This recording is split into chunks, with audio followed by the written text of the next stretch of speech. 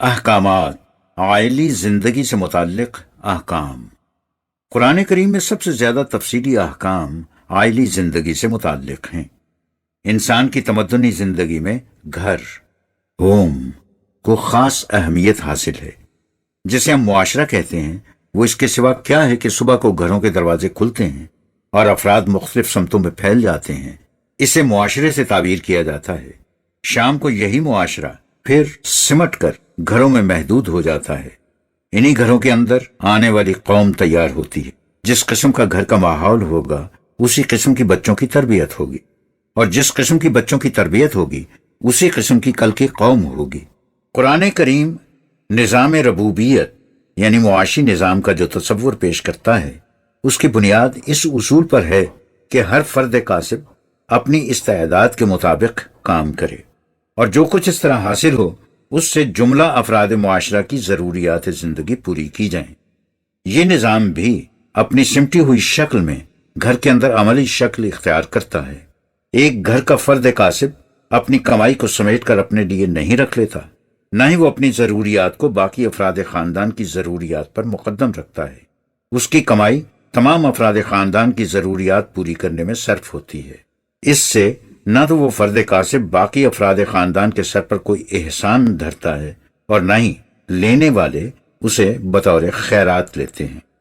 دینے والا اسے اپنی ذمہ داری سمجھ کر دیتا ہے، اور لینے والے اسے اپنا حق سمجھ کر لیتے ہیں، اور تقسیم عمل کے اصول کے مطابق سب اپنے اپنے فرائض مفوضہ کی سر انجام دہی میں لگے رہتے ہیں۔ اسی سے ان میں باہمی تعاون کا جذبہ ابھرتا ہے اور فضا خوشگوار ہو جاتی ہے۔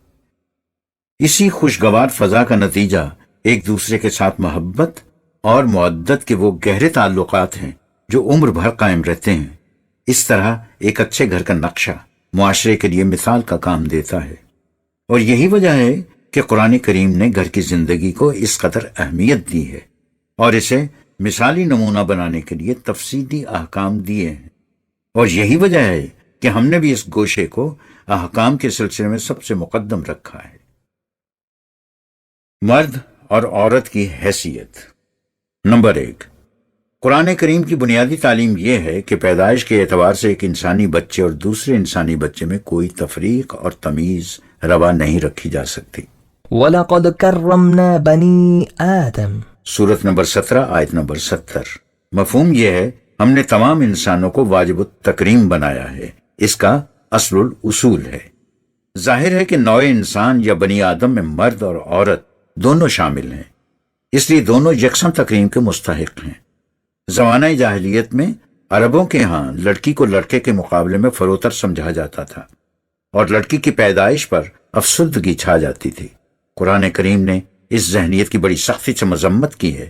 اس نے کہا ہے کہ ان لوگوں کی حالت یہ ہے، إِذَا بُشِّرَ أَحَدُهُمْ بِالْأُنثَى ظَلَّ وَجْهُهُ مُسْوَدًّا وَهُوَ كَظِيمٌ يَتَوَارَى مِنَ الْقَوْمِ مِنْ سُوءِ مَا بُشِّرَ بِهِ أَيُمْسِكُهُ عَلَى هُونٍ أَمْ يَدُسُّهُ فِي التُّرَابِ أَلَا سَاءَ مَا يَحْكُمُونَ۔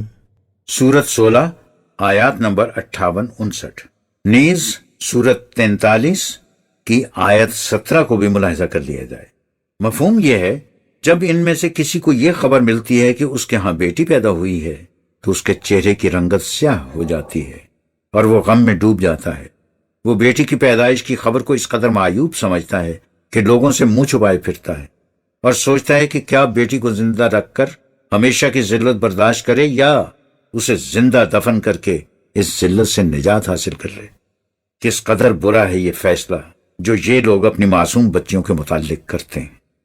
معاشرے میں لڑکیوں کی اس پوزیشن کا نتیجہ تھا کہ انہیں علم و ہنر سے عاری رکھا جاتا تھا، انہیں بے سمجھ اور ناقص العقل تصور کیا جاتا، نہ ان کی رائے کو کوئی وقت دی جاتی، نہ انہیں اس قابل سمجھا جاتا کہ معاملات کے سلجھانے میں ان سے مشورہ لیا جائے۔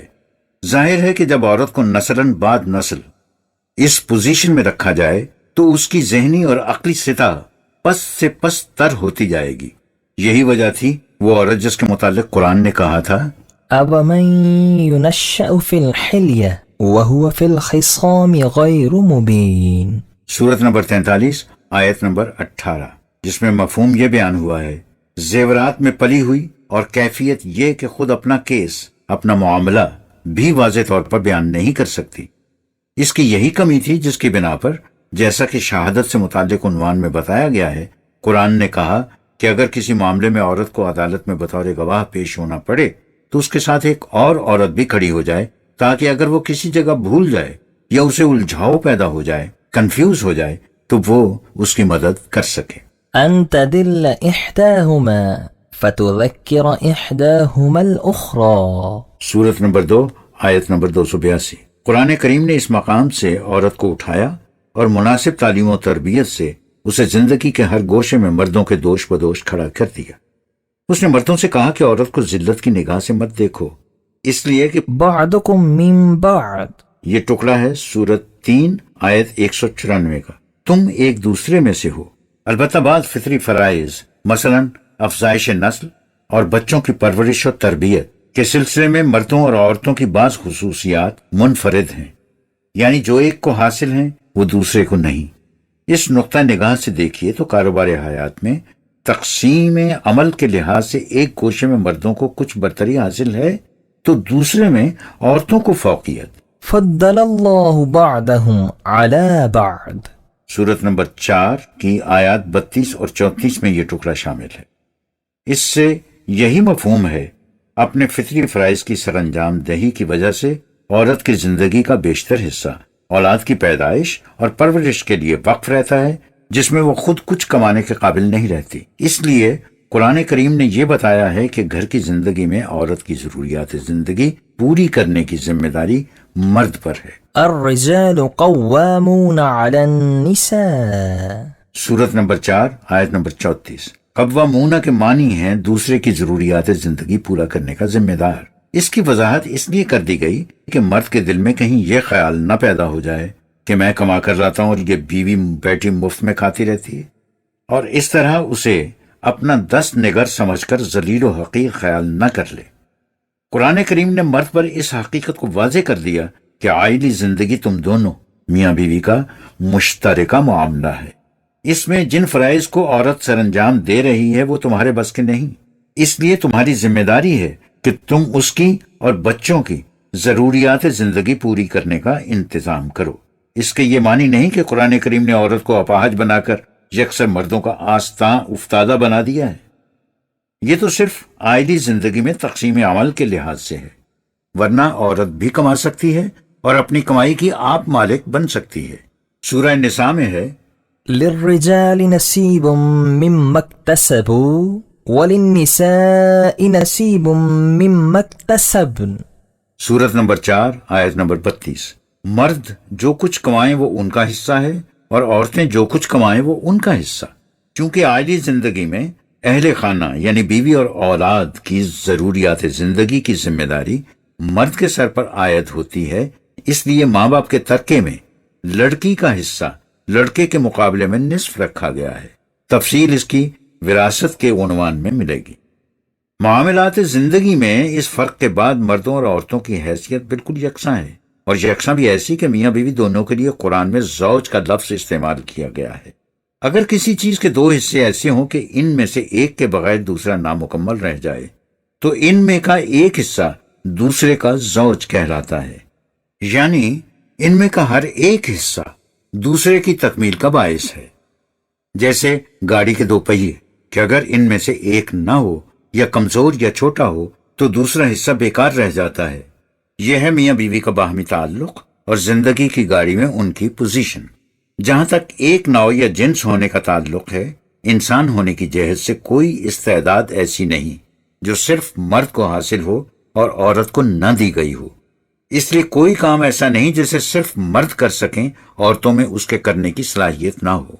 دیکھیں قرآن کریم ان دونوں کی خصوصیات کا ذکر کس طرح متوازی حیثیت سے کرتا ہے جب کہتا ہے ان المسلمین والمسلمات والمؤمنین والمؤمنات والقانتین والقانتات والصادقین والصادقات والصابرین والصابرات والخاشعین والخاشعات والمتصدقین والمتصدقات والصائمين والصائمات والحافظين فروجهم والحافظات والذاكرين الله كثيرا والذاكرات أعد الله لهم مغفرة وأجرا عظيما. سورت 33 آیت 35. مفہوم یہ ہے، یہ واقعہ ہے کہ جس طرح مرد قوانین خداوندی کے سامنے جھکنے والے ہو سکتے ہیں، اسی طرح عورتیں بھی ہو سکتی ہیں. جس طرح مرد بلند صداقتوں پر یقین رکھنے والے ہو سکتے ہیں، اسی طرح عورتیں بھی ہو سکتی ہیں. جس طرح مرد اپنی صلاحیتوں کو قوانین خداوندی کے مطابق صرف کرنے کے اہل ہو سکتے ہیں، اسی طرح عورتیں بھی ہو سکتی ہیں. جس طرح مرد اس قابل ہے کہ وہ اپنے کردار سے اپنے ایمان کو سچ کر دکھائیں، اسی طرح عورتیں بھی اس قابل ہیں. جس طرح مردوں میں اس کی صلاحیت ہے کہ وہ سخت مصائب میں بھی ہمت نہ ہاریں، اسی طرح عورتوں میں بھی اس کی صلاحیت ہے. جس طرح مرد ذمہ داریوں کے احساس سے جھکتے چلے جا سکتے ہیں، عورتوں میں بھی ایسا کرنے کی صلاحیت ہے. اگر مردوں میں ایثار کا مادہ ہے تو عورتوں میں بھی یہ مادہ ہے. جس طرح مرد اپنے آپ پر پورا کنٹرول رکھ سکتے ہیں، اسی طرح عورتیں بھی رکھ سکتی ہیں. جس طرح مرد اپنی عصمت کی حفاظت کر سکتے ہیں، اسی طرح عورتیں بھی کر سکتی ہیں. جس طرح مرد اس کی صلاحیت رکھتے ہیں کہ قوانین خداوندی کو اپنے سامنے رکھیں، اسی طرح عورتوں میں بھی اس کی صلاحیت ہے. جب مردوں اور عورتوں میں یہ تمام صلاحیتیں موجود ہیں تو پھر ان کے اعمال کے نتائج بھی دونوں کے لیے یکساں طور پر موجود ہونے چاہیے. اس لیے دونوں کے لیے یکساں طور پر سامان حفاظت اور اجر عظیم ہے. آپ دیکھیے کہ زندگی کا کوئی گوشہ ایسا نہیں جس من فأولئك يدخلون الجنة ولا يظلمون نقيرا. سورت نمبر 4 آیت نمبر 124. مفہوم یہ ہے، مرد ہو یا عورت، جو بھی ایمان لانے کے بعد صلاحیت بخش کام کرے گا تو انہیں جنت کی زندگی مل جائے گی اور ان کے اجر میں ذرہ برابر بھی کمی نہیں کی جائے گی. دوسری جگہ ہے لا أضيع عمل عامل منكم من ذكر أو أنثى بعضكم من بعض. سورت نمبر 3 کی آیت نمبر 194 کا ٹکڑا اور سورت نمبر 16 کی آیت نمبر 97 کا ٹکڑا. اور مفہوم یہ ہے، تم میں سے کوئی مرد ہو یا عورت، ہم کسی کے عمل کو رائیگاں نہیں جانے دیتے. تم تو ایک ہی جنس کے افراد ہو، پھر تمہیں تفریق و تمیز کیسی؟ امر بالمعروف و نہی عن المنکر اسلامی مملکت کا بنیادی فریضہ ہے. یعنی ان امور کو قانوناً نافذ کرنا جنہیں قرآن صحیح قرار دیتا ہے اور ان سے روکنا جنہیں وہ غلط کہتا ہے. اس فریضے کی ادائیگی میں مرد اور عورت دونوں شریک ہو سکتے ہیں. سورہ توبہ میں ہے والمؤمنون والمؤمنات بعضهم أولياء بعض يأمرون بالمعروف وينهون عن المنكر ويقيمون الصلاة ويؤتون الزكاة ويطيعون الله ورسوله أولئك سيرحمهم الله إن الله عزيز حكيم. سورت 9 آیت 71. مومن مرد اور مومن عورتیں یہ سب نسب العین حیات کے مشترک ہونے کی وجہ سے ایک دوسرے کے دوست اور رفیق ہوتے ہیں. یہ ان باتوں کا حکم دیتے ہیں جنہیں ضابطۂ خداوندی صحیح تسلیم کرتا ہے اور ان سے روکتے ہیں جنہیں وہ ناپسندیدہ قرار دیتا ہے. یہ نظام صلاۃ قائم کرتے ہیں اور نوع انسان کی نشو و نما کا سامان باہم پہنچاتے ہیں. ہر معاملے میں خدا اور اس کے رسول یعنی نظام خداوندی کی اطاعت کرتے ہیں. یہی لوگ ہیں جو خدا کے عطا کردہ سامان نشو و نما سے فیضیاب ہوں گے اور دنیا دیکھ لے گی کہ خدا کا قانون کس طرح قوت و حکمت پر مبنی ہے. اس لیے امور مملکت کی سر انجام دہی میں بھی عورت محض عورت ہونے کی جہت سے نااہل نہیں قرار دی جا سکتی. قرآن مجید میں بیان کردہ ان اصولوں سے واضح ہے کہ کوئی قانون جس کی روح سے مردوں اور عورتوں میں محض جنس کی بنا پر کسی قسم کی تفریق کی جائے بجز ان امور کے جن کا ذکر قرآن کریم میں وضاحت سے آیا ہے، مثلا وراثت میں حصہ، قرآن کریم کے خلاف ہوگا. میاں بیوی کے تعلقات. نمبر 1 نکاح. نکاح ایک معاہدہ ہے. سورۃ النساء میں ہے وَأَخَذْنَ مِنْكُمْ مِيثَاقًا غَلِيظًا. اور تمہاری بیویوں نے تم سے پختہ عہد لے رکھا ہے۔ اس معاہدے کی روح سے ایک مرد اور عورت ان حقوق اور ذمہ داریوں کو قبول کرتے ہوئے جو قرآن نے اس باب میں عائد کی ہیں، میاں بیوی کی حیثیت سے باہمی رفاقت کی زندگی بسر کرنے کا عہد کرتے ہیں۔ نمبر 2، نکاح کی عمر۔ قرآن کریم کی روح سے نکاح کی عمر بلوغت ہے۔ سورۃ النساء میں ہے، وابتلوا اليتامى حتى إذا بلغوا النكاح سورت 4 آیت 6، تم یتیموں کے سرپرست بنو تو ان کی پرکھ کرتے رہو تاکہ وہ نکاح کی عمر کو پہنچ جائیں۔ قرآن نے اس کا تعین نہیں کیا کہ بلوغت کی عمر کیا ہوتی ہے۔ یہ آب و ہوا اور دیگر عوامل و عناصر کی روح سے مختلف ممالک میں مختلف ہو سکتی ہے۔ دوسری جگہ اسے جوانی کی عمر کہہ کر پکارا گیا ہے۔ حتى يبلغ أشده، یہ سورت 6 اور آیت 153 اور سورت 17 آیت نمبر 34 میں بیان کیا گیا ہے، اور مفہوم یہ ہے تاکہ وہ اشد کی عمر تک پہنچ جائیں۔ یہ عمر کون سی ہوتی ہے؟ اسے قرآن کریم نے خود ہی دوسری جگہ واضح کر دیا ہے۔ اس نے انسانی زندگی کے مختلف مراحل کا ذکر کرتے ہوئے کہا، ثم يخرجكم طفلا ثم لتبلغوا أشدكم ثم لتكونوا شيوخا، سورت 40 آیت 67۔ مفہوم یہ ہے پہلے تم حالت طفولیت میں ہوتے ہو، پھر بھرپور جوانی تک پہنچتے ہو، پھر بوڑھے ہو جاتے ہو۔ ان آیات کو سامنے رکھنے سے یہ بات واضح ہو جاتی ہے۔ سورۃ النساء یعنی سورت 4 آیت 6 میں بلغوا النكاح، یعنی جب تک وہ نکاح کی عمر یعنی بلوغت کو نہ پہنچ جائیں۔ سورہ انعام میں کہا، حتى يبلغ أشده، سورت 6 آیت 153۔ مفہوم یہ تھا جب تک وہ اشد کی عمر تک نہ پہنچ جائیں، اور سورت 40 آیت 67 میں اشد کو طفولیت اور بڑھاپے کے درمیان بھرپور جوانی کی عمر سے تعبیر کیا ہے۔ اس سے واضح ہے کہ قرآن کریم کی روح سے نکاح کی عمر بلوغت ہے، یعنی جب لڑکی اور لڑکا جوانی کو پہنچ جائیں۔ اس لیے نابالغ یعنی جوانی کی عمر سے پہلے نکاح کا سوال ہی پیدا نہیں ہو سکتا۔ اس عمر کا تعین اسلامی مملکت کرے گی۔ نمبر 3، رضامندی۔ جس طرح معاہدہ نکاح کے لیے فریقین کا بالغ ہونا ضروری ہے، اسی طرح ان کی رضامندی بھی ضروری ہے۔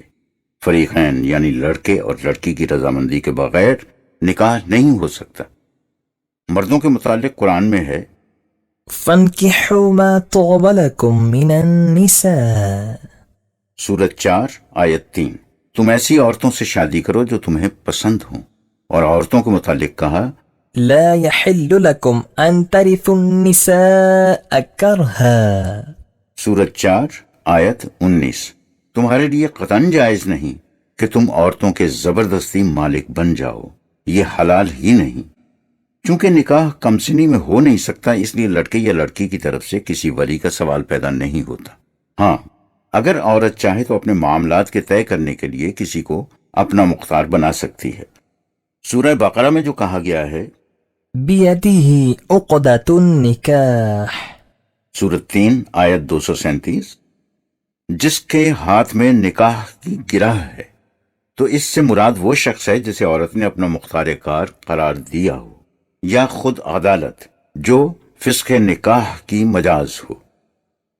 نمبر 4، رسم نکاح۔ نکاح کے لیے قرآن نے کوئی رسم تجویز نہیں کی، حتیٰ کہ اس میں نکاح پڑھانے والے کا بھی کوئی ذکر نہیں، لیکن یہ ایک معاہدہ ہے۔ اس لیے حکومت کا رائج الوقت قانون معاہدات کی توثیق کے لیے جو ضابطہ مقرر کرے، اس کے مطابق اس معاہدے کی توثیق بھی کرانی چاہیے۔ حکومت کے لیے ضروری ہے کہ اس باب میں واضح ضابطہ متعین کرے۔ نیز نکاح کا اعلان بھی ضروری ہے۔ جس نکاح کو پوشیدہ رکھا جائے وہ قرآن کریم کی روح سے جائز نہیں ہوگا۔ حوالے کے لیے دیکھیے سورت 5 آیت 5۔ نمبر 5، محرمات۔ قرآن کریم نے وضاحت سے بتا دیا ہے کہ کس کس مرد اور عورت کا باہمی نکاح نہیں ہو سکتا۔ یہ فہرست حسب ذیل ہے۔ کسی مسلمان مرد یا عورت کا کسی مشرک عورت یا مرد سے نکاح جائز نہیں۔ ارشاد خداوندی ہے، ولا تنكحوا المشركات حتى يؤمن ولأمة مؤمنة خير من مشركة ولو أعجبتكم ولا تنكحوا المشركين حتى يؤمنوا ولعبد مؤمن خير من مشرك ولو أعجبكم أولئك يدعون إلى النار والله يدعو إلى الجنة والمغفرة بإذنه ويبين آياته للناس لعلهم يتذكرون. مفہوم یہ ہے تم کسی مشرک عورت سے شادی نہ کرو تا وقت کہ وہ ایمان نہ لے آئے. مشرک آزاد عورت سے مومن لونڈی بہتر ہوتی ہے. اس کی وضاحت یہ ہے کہ یہ اسلام کے ابتدائی ایام کا ذکر ہے جس میں ہنوز زمانہ جاہلیت کی لونڈیاں اور غلام مسلمانوں کے ہاں موجود تھے. اسلام نے ان غلاموں اور لونڈیوں کو آہستہ آہستہ اپنے معاشرے کا جزو بنا لیا اور آئندہ کے لیے غلامی کا دروازہ بند کر دیا.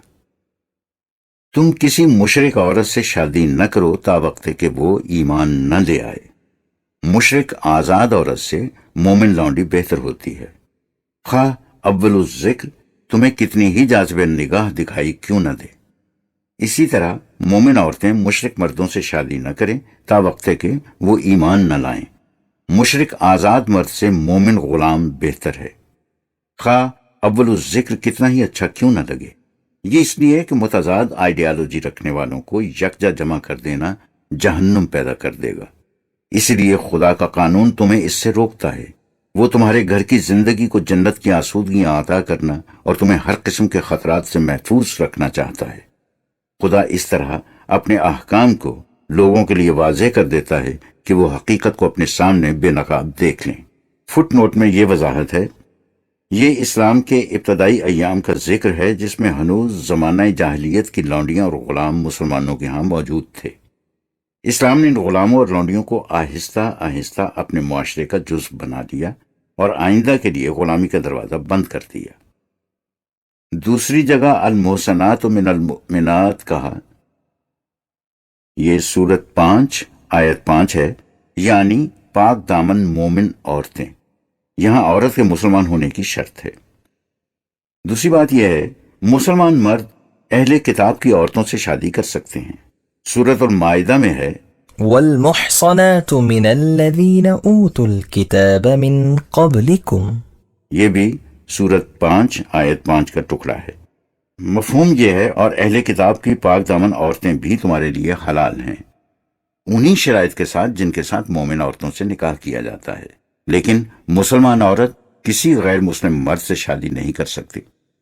سورت 5 کی آیت نمبر 5 میں صرف اہل کتاب کی عورتوں کے ساتھ نکاح کو جائز قرار دیا گیا ہے، اہل کتاب کے مردوں کے ساتھ نہیں. بنابراین پہلی بات یہ ہے کہ مسلمان مرد مسلمان عورتوں یا اہل کتاب کی عورتوں سے شادی کر سکتے ہیں، اور دوسری بات یہ کہ مسلمان عورتیں صرف مسلمان مردوں سے. واضح رہے کہ اہل کتاب کی عورتوں سے نکاح کی صرف اجازت ہے، حکم نہیں. اس اجازت کو اسلامی مملکت دینی یا ملی مسالے کی خاطر عند الضرورت وقتی طور پر معطل کر سکتی ہے. یعنی وہ اس حکم قرآنی کو منسوخ تو نہیں کر سکتی، وقتی طور پر ساقط العمل قرار دے سکتی ہے، جیسے بعض دنوں میں گوشت کا ناغہ کر دیا جاتا ہے. تیسری بات یہ ہے سورۃ النساء کی آیات 22 لقایت 24 کی روح سے حسب ذیل عورتوں سے نکاح حرام ہے. ماں حقیقی ہو یا سوتیلی، بیٹی، بہن، پھوپھی، خالہ، بھتیجی، بھانجی، جس عورت کا دودھ پیا ہو یا جو لڑکی دودھ میں شریک ہو. بیوی کی ماں، جس عورت سے تم نے شادی کی ہو اگر اس کی پہلے خامد سے لڑکی ہو، جس نے تمہاری زیر نگرانی پرورش پائی ہو تو اس سے بھی نکاح جائز نہیں. البتہ اگر اس عورت سے نکاح ہوا ہو لیکن مقاربت نہ ہوئی ہو تو پھر اس کی اس لڑکی سے نکاح کیا جا سکتا ہے. اور یہ بھی جائز نہیں کہ دو بہنیں بیک وقت نکاح میں ہوں. نیز حقیقی بیٹے کی بیوی سے بھی نکاح جائز نہیں، نہ کسی ایسی عورت سے جو پہلے ہی کسی کے نکاح میں ہو. یہ سورت نمبر 4 آیات 22 سے 24 تک میں بیان کیا گیا. قرآن کریم نے رضاعت یعنی دودھ پینے کی تصریح خود نہیں کی، یعنی یہ نہیں بتایا کہ رضاعت دودھ پینے کی شرط کس طرح پوری ہوتی ہے، نہ ہی یہ کہ رضائی بہن بھائی بننے کے لیے کیا شرائط ہیں۔ ان امور کی تصریح اسلامی حکومت کرے گی۔ یاد رہے کہ حرام صرف وہ عورت ہوگی جس کا دودھ پیا ہے، یا وہ لڑکی جو دودھ میں شریک تھی۔ اوپر کہا گیا ہے کہ ان عورتوں سے بھی نکاح جائز نہیں جو پہلے ہی کسی کے نکاح میں ہوں، لیکن قرآن نے اس میں ایک استثناء کی ہے۔ جو مسلمان عورتیں مکے سے ہجرت کر کے آ گئی تھیں اور ان کے خاوند پہلے موجود تھے، ظاہر ہے کہ وہ خاوند غیر مسلم تھے، ورنہ وہ بھی ہجرت کر کے آ جاتے، ان سے نکاح کرنے کی اجازت دے دی گئی تھی۔ یہ سورت نمبر 60 آیت نمبر 10 میں بیان کیا گیا۔ یہاں پہ ایک فٹ نوٹ ہے، سورت نمبر 4 کی آیت 24 میں جو محسنات کا لفظ آیا ہے تو اس کے معنی پاک دامن بھی ہوتے ہیں اور شادی شدہ عورتیں بھی۔ یہاں شادی شدہ ہی مراد ہیں۔ اگر کسی ملک میں اس قسم کے خصوصی حالات پیدا ہو جائیں تو اسلامی حکومت اس استثناء کی روشنی میں خصوصی احکام نافذ کر سکتی ہے۔ نوٹ: منہ بولے رشتے حقیقی رشتے نہیں بن جاتے۔ سورہ احزاب میں ہے، ما جعل أدعياءكم أبناءكم۔ سورت 23 آیت 4۔ مفہوم یہ ہے تمہارے منہ بولے بیٹے حقیقی بیٹے نہیں بن سکتے، یعنی اس حکم کا ہر منہ بولے رشتے پر اطلاق ہوگا۔ اس سے ظاہر ہے کہ قرآن کی روح سے متبنہ کی قانونی حیثیت کچھ نہیں ہوتی۔ سورہ نور میں ایک آیت ہے، الزاني لا ينكح إلا زانية أو مشركة والزانية لا ينكحها إلا زان أو مشرك وحرم ذلك على المؤمنين۔ سورت 24 آیت 3۔ اس کا عام ترجمہ کیا جاتا ہے یعنی زانی مرد صرف زانیہ عورت یا مشرکہ سے نکاح کرتا ہے، اور زانیہ عورت صرف زانی مرد یا مشرک سے نکاح کرتی ہے، مومنوں پر یہ حرام ہے۔ اس ترجمے کی روح سے بعض اوقات یہ سمجھا جاتا ہے کہ زانی مرد کا نکاح کسی پاک باز مومن عورت سے جائز نہیں، اور اسی طرح زانیہ عورت کا نکاح کسی پاک باز مومن مرد سے جائز نہیں۔ زانی اور زانیہ یا تو آپس میں نکاح کر سکتے ہیں یا مشرکوں سے، لیکن یہ مفہوم ہمارے نزدیک صحیح نہیں۔ اس سے جو نتائج مرتب ہوتے ہیں وہ واضح ہیں۔ ہمارے نزدیک یہاں نکاح کا لفظ اپنے بنیادی معنی مجامعت کے لیے استعمال ہوا ہے، اور مطلب یہ ہے کہ اگر مومن مرد یا مومن عورت میں سے ایک بھی پاک باز رہنا چاہے تو فعل زنا کا ارتکاب نہیں ہو سکتا۔ یہ دونوں کی باہمی رضامندی سے ہوتا ہے۔ زنا بالجبر کا سوال الگ ہے، یا اس فعل کا ارتکاب وہ کرتے ہیں جو قوانین خداوندی پر ایمان ہی نہیں رکھتے۔ مومن ایسا نہیں کر سکتے۔ اس سے فعل زنا کی شناعت کی وضاحت مقصود ہے۔ ہم نے اسی لیے محرمات کے سلسلے میں ان کا ذکر نہیں کیا۔ جیسا کہ پہلے کہا جا چکا ہے، صدر اول میں مکہ میں ایسی عورتیں تھیں جو خود اسلام تو لا چکی تھیں، لیکن ان کے خامند مسلمان نہیں ہوئے تھے۔ وہ اپنے خامندوں کو چھوڑ کر ہجرت کر کے مدینے آ گئیں، تو قرآن کریم نے فیصلہ کیا کہ انہیں ان کے سابقہ خامندوں کی طرف لوٹایا نہ جائے، مسلمان ان سے شادی کرنے۔ دیکھیے سورت نمبر 60 آیت نمبر 10۔ اس سے مستنبط کیا جا سکتا ہے کہ اسلام ترک کر دینے سے نکاح فسخ ہو جاتا ہے، لیکن اس کا قانونی فیصلہ اسلامی حکومت ہی کر سکتی ہے۔